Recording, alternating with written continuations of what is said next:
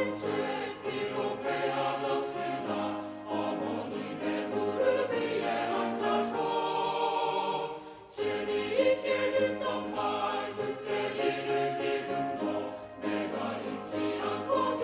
주 전 10월 마지막 주일을 우리는 종교개혁주일로 지켰어요. 종교개혁주일에 마틴 루터가 1517년 95개 조항을 내걸었지만 그 종교개혁을 한마디로 말하면 뭐였죠? 성경으로 어떻게 하자? 돌아가자예요. 성경으로 돌아가자. Return to the Bible. 성경으로 돌아가자. 우리가 너무 성경을 멀리 떠나왔구나. 그러니 성경대로 살자. 성경으로 돌아가서 말씀 안에서 살자. 제가 그래서 2주 전에 그 말씀을 여러분에게 드렸어요. 2주니까 벌써 보름 15일 됐어요. 충분히 잊어버리시기에 넉넉한 시간이에요. 오늘은 그 종교개혁주일에 성경으로 돌아가자 하는 말씀과 연결된 것이 오늘 본문 119편, 시편 119편의 말씀인 것 같아요. 시편 117편부터 119편까지는 매 장마다 독특한 장입니다. 117편은요, 시편 117편은 성경 전체에서 가장 짧은 장이에요. 짧은 장. 몇 절일 것 같아요? 117편이 2절이에요. 2절. 제일 짧은 장이 The shortest Bible chapter in the Bible is Psalm 117. 117장이에요. 그 다음에 118장. 그 다음에는 118장은 또 무엇으로 유명한가 하면 성경 전체의 장수를 다 더해서 그걸 한가운데 딱 반으로 쪼개면 그게 뭔가 하면 시편 118장이에요. 그 시편 118장은 성경 전체의 정중앙에 있는 게 시편 118장이에요. 그리고 오늘 우리가 읽은 119편이 나와요. 이거 무엇으로 유명한가 하면 전홍철 권사님이 조금 전에 말씀하셨어요. 성경 전체에서 제일 긴 장으로 유명해요. 몇 절까지 있을까요? 그건 미처 확인 못 해보셨네요. 시편 119편은 176절이에요. 176절. 꽤 길어요. 근데 이 시를 가만히 보면요, 히브리어 알파벳, 히브리어도 이제 알파벳이 있어요. A, B, C, D, 우리나라에 가나다라 있는 것처럼 히브리어 알파벳은, 고대 알파벳은 자음만 있는데 22개예요. 이 시편 119편은 히브리어 알파벳의 A, 1절은 A, 2절은 B, 3절은 C 이런 식으로 되어 있어서 22절까지 이렇게 하나가 A, B, C, D, E, F, G 이런 식으로 히브리어 자음을 이용해서 지은 시, 이걸 답관체 그렇게 말하는데 22개씩 8개의 연으로 이루어졌어요. 그러니까 22개 곱하기 8하면 176절이에요. 그렇게 만든 시가 시편 119편이에요. 근데 이런 것들은 사실 별로 중요하지 않아요. 정말 중요한, 우리가 기억해야 할 시편 119편의 또 다른 한 가지가 있는데 그게 뭔가 하면 시편 119편 176절 그 전체에 하나님의 말씀이라는 의미의 단어가 안 들어가 있는 게 없어요. 딱 한 절 빼고. 122절 빼고는 매 절마다 하나님의 말씀이라는 의미의 단어들이 들어가 있어요. 오늘 우리가 읽은 12절부터 말씀을 보면 12절에 어떤 하나님의 말씀에 해당되는 게 뭐가 있을까요? 율례라는 말씀이 있어요. 13절에는 규례라는 말씀이 있어요. 14절에는 어떤 게 있죠? 주의 의의 뭐요? 증거라는 말, 증거의 도라는 말이 있어요. 15절에는 어떤 게 있어요? 법도라는 말도 있고 도라는 말도 있어요. 16절에 넘어가면 어떤 말씀이 있는가 하면은 말씀이라는 말, 율례라는 말이 단어가 들어가 있어요. 이렇게 119편 1절에서부터 176절까지 단 하나 122절을 빼고는 매 절마다 하나님의 말씀, 율례, 규례, 도, 진리, 명령 이런 단어들이 매 절마다 들어가 있습니다. 그래서 우리는 사랑이라는 장, 뭐죠 그게? 사랑장이 뭐죠? 고린도 전서 13장은 아는데 하나님 말씀의 장이 뭔지 아세요? 물어보면 잘 몰라요. 자, 이제 제가 여러분에게 묻는 거예요. 하나님 말씀의 장이 어디죠? 시편 119편이에요. 왜냐하면 매 절마다 하나님의 말씀이라는 단어가 없는 곳이 없으니까. 물론 한 절 있지만. 그래서 중요해요.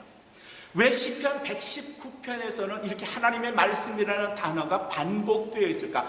그리고 오늘 12절의 말씀을 한번 볼까요? 찬송을 받으실 여호와여, 영광을 받으실 여호와여, 주의 율례를 내게 가르치소서. 율례라는 말이 뭐라 그랬죠? 말씀이에요. 말씀. 하나님의 말씀을 내게 가르치소서. 내가 하나님의 말씀을 좀 알고 싶습니다. 내가 하나님의 말씀을 알게 도와주시옵소서. 왜 하나님의 말씀을 알아야 할까? 그건요, 하나님의 말씀이 우리의 생명과 직결되어 있기 때문에. 하나님의 말씀은 뭔가 하면 생명이에요. 전자제품을 사면요, 전자제품 안에 기계가 있고요, 또 그 기계 옆에 종이 쪽지 같은 게 있어요. 책자들이 있어요. 자동차 사면 자동차를 사용할 수 있는 매뉴얼북이 있어요. 전자제품에도 매뉴얼북이 있어요. 이 전자제품을 사용하려면 이렇게 하세요라고 가르쳐주는 매뉴얼북이 전자제품마다 자동차에도 있어요. 그 책에 있는 대로 사용하면 오랫동안 잘 사용할 수 있어요. 요새는 자동차마다, 그리고 우리가 가지고 있는 스마트폰마다 자동차를 운전할 때 쓰는 GPS, 내비게이션 시스템이 있어요. 내가 어디를 가고 싶은데 어떻게 갈 수 있지? 그래서 주소를 집어넣으면 그 GPS가 내가 가는 길을 가르쳐줘요. 혹이라도 그것을 무시하면 길을 벗어날 수 있어요. 연평도에서 많이 나는 게 뭐죠? 조기가 많이 나요. 조기를 잡으려면요, 그물을 아무데나 쫙 펼쳐놔서 연평도의 조기를 잡을 수도 있겠지만, 끊임없이 선장이 조심해야 하는 것은 뭔가 하면, 조기를 쫓다가 잘못해서 배가 북쪽으로 북방 한계선을 지나가 버리면 어떻게 해요? 총 맞아요. 누구한테? 북한군한테, 북한 해군한테, 그렇죠? 총 맞아요. 그러니까 선장은 고기가 어디에 있는가도 주의하지만 끊임없이 보살펴야 하는 게 뭔가 하면, 내가 지금 북방 한계선을 넘어가지 않도록 레이더로 자기의 위치를 계속해서 살펴야 할 필요가 있는 거죠. 하나님의 말씀은 뭔가 하면요, 하나님께서 우리에게 허락하신 구원의 길, 생명의 길로 갈 수 있도록 인도하는 내비게이션이에요. 그걸 봐야지 알아요. 아무리 바다에서 40년, 50년 조브레커 생활을 했다 하는 사람도 지도를 보지 않거나 내비게이션을 보지 않고 배를 몰다가 그 배가 어디에 가 있는지도 모르면, 잘못하면 배가 침수될 수도, 북한으로부터 공격을 받을 수도 있다는 거죠. 우리 인생에 있어서 내 인생의 매뉴얼북, 가이드북이 뭔가 하면 하나님의 말씀이에요. 너희가 구원을 받으려면 이렇게 해야 된단다. 너희가 구원받은 백성, 그리스도인으로 살려면 이렇게 살아야 한단다 라고 가르쳐주는 게 하나님의 말씀이에요. 자, 이제 제가 여러분에게 여쭙는 겁니다. 하나님의 말씀을, 매뉴얼북을, 내비게이션을, 나침판을 얼마나 자주 보세요? 얼마나 자주 보세요? 자, 이제 솔직하게 여러분이 대답을 하셔야 돼요. 나는 적어도 하루에 한 번씩, 한 장은 아니지만 성경 말씀을 꼭 읽는다 생각하시는 분, 발끝을 살짝 들어보세요. 네, 손을 들면 창피하잖아요, 다른 분들한테. 발끝을 드셨어요? 나는 하루에 한 장 이상을 읽는다 생각하시는 분, 마음으로 나는 읽습니다 대답해 보세요. 자, 이제 문제 되는 분들을 제가 짚어볼게요. 나는 하루에 한 장은 고사하고 일주일에 한 번도 성경을 안 읽는다 라고 생각하시는 분, 머리카락을 쭉 세워보세요.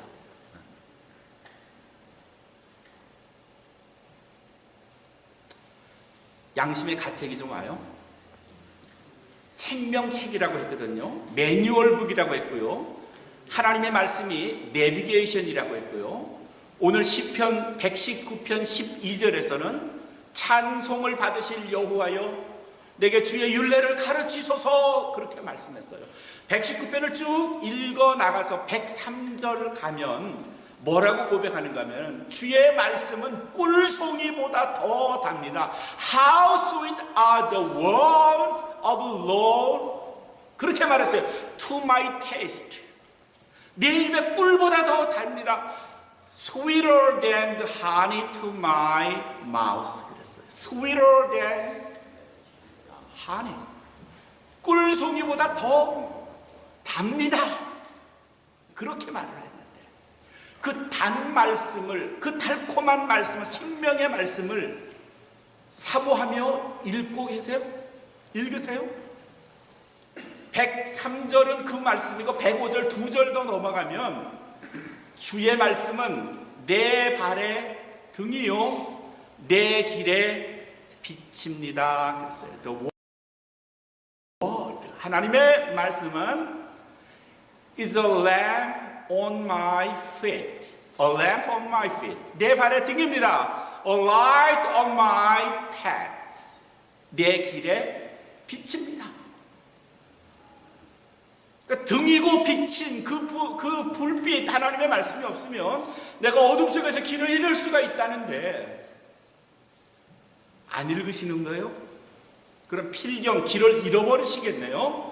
그럼 하나님의 말씀 생명의 길대로 사시는 게 아니라 내가 정해놓은 나의 매뉴얼, 마이 매뉴얼대로 사는 건 아닐까요? 내가 만들어놓은 내 인생, 내 윤리의 기준 그것대로 사는 것 아닐까요? 그리고 그것과 하나님의 말씀이 얼마나 비슷할까요?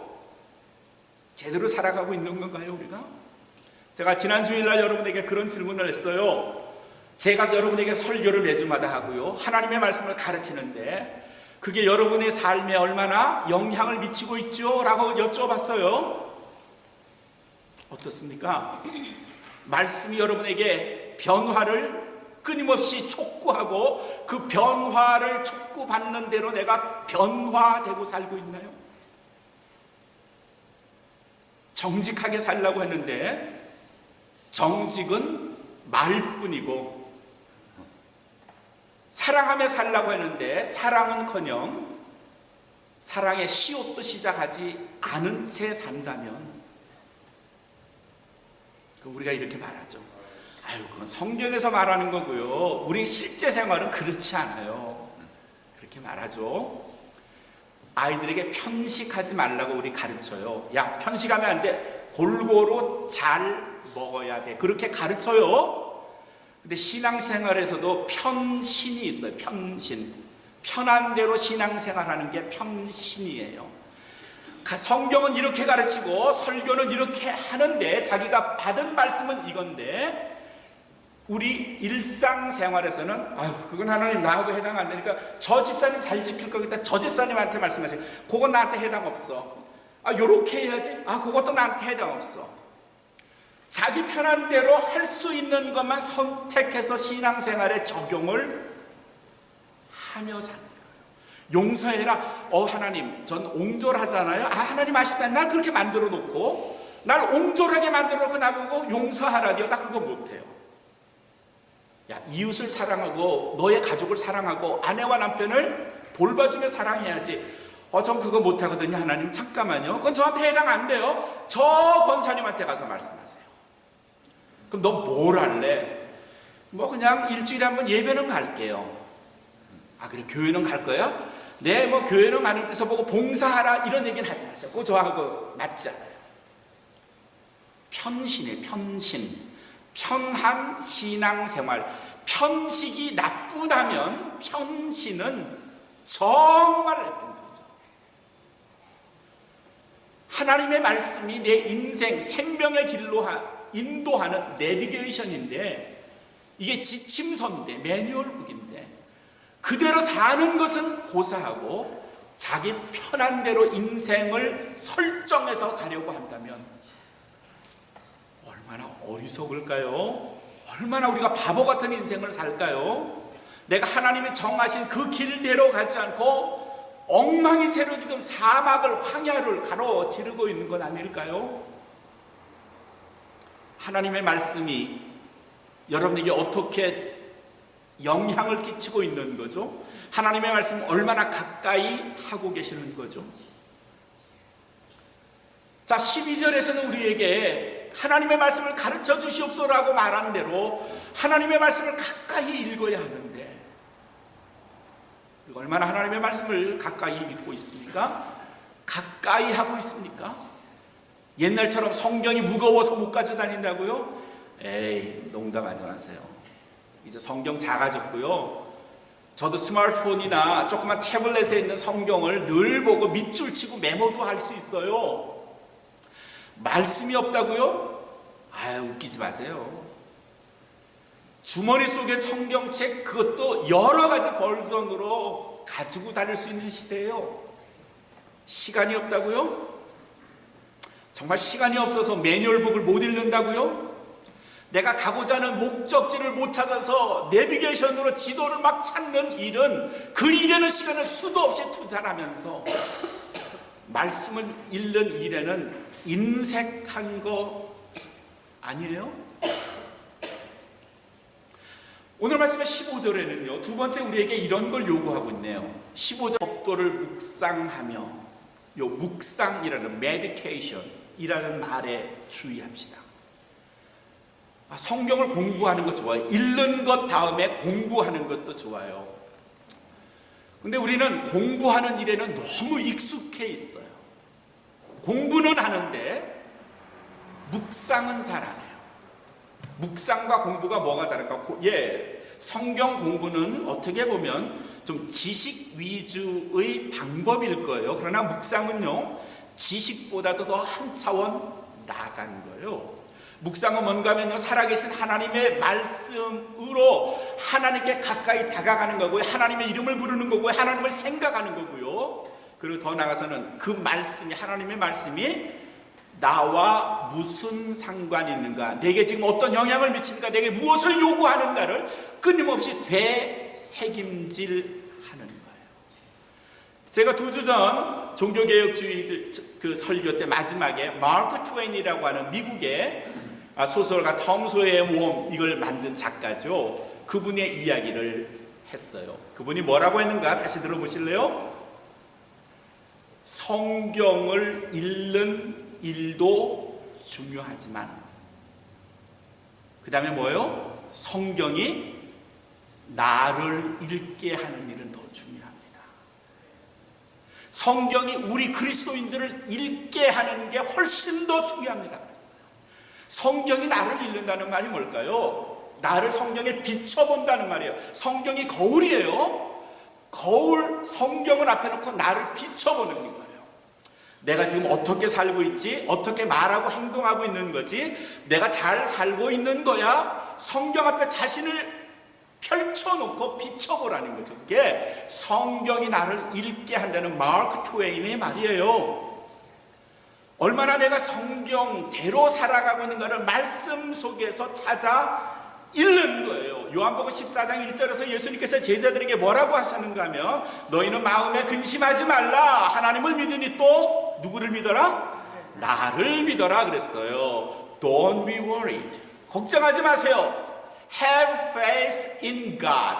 Have faith in God.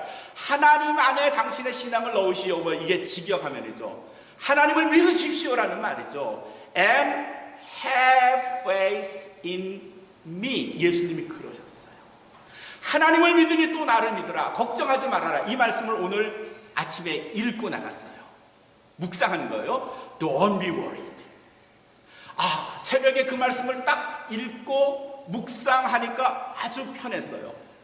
그리고 집을 나갔어요. 운전하고요, 직장에 나갔어요.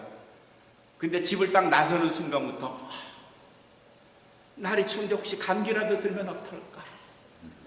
아휴, 월급이 좀 올라야 되는데 정말 지긋지긋해. 건강 걱정, 자녀 걱정, 남편 아내 걱정, 온갖 걱정들이 운전하면서 집을 나서면서부터 그를 엄습하고 그를 뒤덮어버리는 거예요. 아침에 읽은 말씀은요, Don't be worry, 근심하지 말아라 하는데 집을 나서면서 성경을 덮으면서 그 순간 온갖 세상의 걱정이 태산처럼 나를 뒤덮어버려요. 이게 말씀에 우리가 영향을 받는 생활인가요? 아니에요. 말씀 따로, 생활 따로, 신앙 따로, 인생 따로, 주일날 따로, 주중생활 따로. 묵상을 했지만, 말씀은 읽었지만 그 말씀이 우리 안에서 영향력을 발휘하지 못하는 거예요. 약을 먹으면 그 약이 우리 안에 들어와서 영향력을 발휘해서 우리가 병마를 이겨낼 수 있도록 해야 되는데, 캡슐 안에 준 약이 캡슐만 있고 그 안에는 아무 약이 없다면 그건 먹으나 마나요. 얼마나 많은 우리 그리스도인들이 캡슐은 먹는데 그 안에 약이 없는 거예요. 그러면서 자기는 약을 먹었다고 말할지 모르지만 먹어봐야 100년 먹어봐야 그 약은 자기 자신의 건강에 전혀 도움이 안 돼요. 말씀은 읽었지만 그 말씀이 자기 안에서 녹아들어가 효과를 발휘하지 못하면요, 우리 인생 그야말로 말씀의 영향력을 전혀 받지 못하는 죽은 영혼, 죽은 인생이에요. 걱정하지 말랬잖아요. 사랑하라고 했잖아요. 용서하라고 했잖아요. 거짓말하지 말라고 했잖아요. 진리 안에서 살라고 했잖아요. 근데 우리의 인생이 그렇지 못하면 말씀과 상관없는 인생이에요. 그게 우리들의 인생이라면 정말 가련하고 불쌍한 인생이 아닐 수 없어요. 모세가 죽었어요. 여호수아가 새로운 이스라엘 200만 300만 명의 지도자가 됐어요. 하나님께서 여호수아에게 주신 말씀이 여호수아서 1장 8절에 있어요. 이 율법책을 내 입에서 떠나지 말게 하며, 하나님께서 하신 말씀이, 여호수아야, 내가 너에게 율법책 내 말을 줄 텐데 그것을 내 입에서 떠나지 말게 하며, 그 다음에는 말씀은 뭐냐면 주야로 묵상하며 밤낮 내가 너에게 준 말씀을, 그 말씀으로 내가 영향을 받아야 되는데 내가 그대로 살아야 한다, 그런 말이에요. 그 가운데 쓰인 하나님의 말씀대로 살면 내 인생이 평탄케 되며 내가 형통하리라. 성경은 그렇게 기록하고 있어요. 하나님은 여호수아에게 그렇게 말씀하셨어요. 내 율법책을 내 입에서 떠나지 말게 하고 주야로 묵상하래요. 그러면 내 길이 평탄케 되고 내가 형통하리라 그랬어요. 말씀을 어떻게 우리는 지식으로 이해하지 않습니까? 혹이라도 누가 물었어요. 아, 너 시편 119편에 대해서 알아? 그러면 우리의 대답, 알지. 일단 목에 힘을 주고요, 어깨에 힘을 주는 거예요. 내가 알지. 그래, 119편이 뭐야? 성경에서 제일 긴 장이지. 히브리어의 알파벳으로 22절씩 8개의 연으로 만들어진 거지. 야, 너 진짜 잘하네. 근데 진짜 그 119편에 있는 가장 중요한 게 뭔지 알아? 근데 그건 몰라요. 그게 말씀의 장이라는 것도 잘 모를 뿐만 아니라 그 말씀의 장이 왜 내게 와야 하는지에 대해서도 몰라요. 성경에 대해서는 잘 아는데 성경 말씀대로는 안 살아요. 성경에 대해서는 너무 많이 아는데, 너무 많이 공부했는데, 박사학위가 몇 개인데 성경 말씀대로는 안 살아요. 뭘 부러워하세요? 누군가가, 야, 우리 교회는 성경 공부 시스템이 A부터 Z까지 수도 없이 많고, 그거 나가서 공부하면 좋아. 누구는 성경을 몇 번 읽었다더라. 누구는 창세기에서 요한계시록까지 글씨로 썼다더라. 부러워하세요? 부러우세요?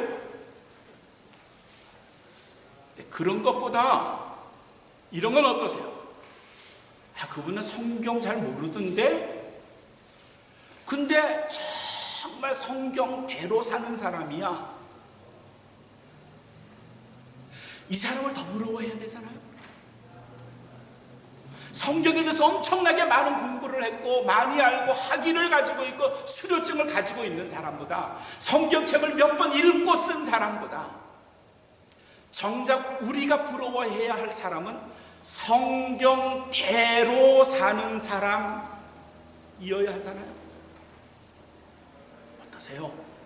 거꾸로 말하면요, 내가 성경을 많이 읽는 것 중요해요. 정말 중요해요. 성경 쓰는 일도 멋진 일이고요, 성경 공부를 하는 일도 정말 좋은 일이에요. 그러나 그보다 본질적으로도 중요한 건요, 내가 말씀대로 사는 거예요.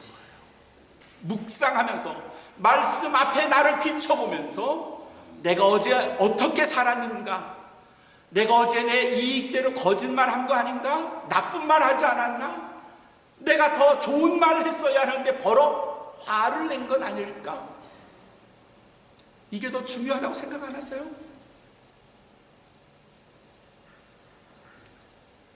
영어에 이런 표현이 있어요. undigested knowledge.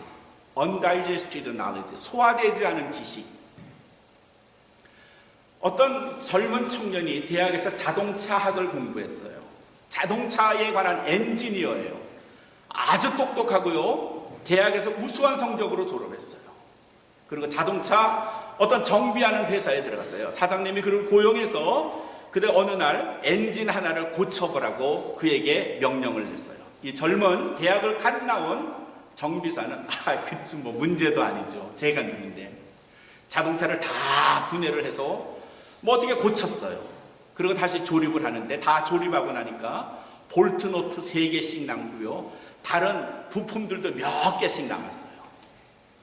아니, 당신 엔진 공부했다면서요, 이게 남은 볼트 이 부품들은 뭐죠? 걱정하지 마세요. 그건 쓸데없는 것들이고요, 제가 아는 한 다 완벽하게 고쳤으니까 아무 염려하지 마세요. 예, 그 자동차가 밖에 나가서 얼마 동안은 구를지 모르지만 빠진 부품 볼트 너트로 아마 어떤 문제를 분명히 일으킬 거죠.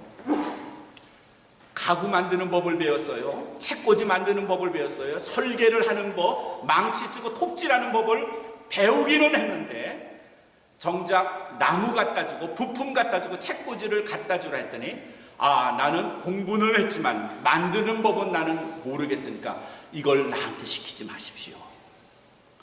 undigested knowledge. 소화되지 않은 지식. 예수님은 사랑하라 그랬죠. 원수까지도요. 근데 당신은 그건 성경에 그렇게 쓰여 있으니까 제가 알고 있죠. 근데 당신은 그렇게 하세요? 예, 그건 성경에 쓰여 있는 겁니다. 근데 당신은 성경에 그렇게 쓰여 있다니까요. 용서해야 되잖아요. 성경은 용서하라고 가르쳤죠. 근데 당신은 예, 성경은 그렇게 쓰여 있었고 예수님도 그렇게 하셨죠. 근데 당신은 이게 우리의 현실이라면, 사랑하는 성도 여러분, 성경이 여러분에게 영향 미치기를 주님의 이름으로 축원합니다. 말씀을 묵상하셔서 그 말씀 속에, 말씀에 따라 사는 이 시대의 정직하고 성실한 참 제자가 된 그리스도, 우리 모든 성도가 되시길 주님의 이름으로 축원합니다.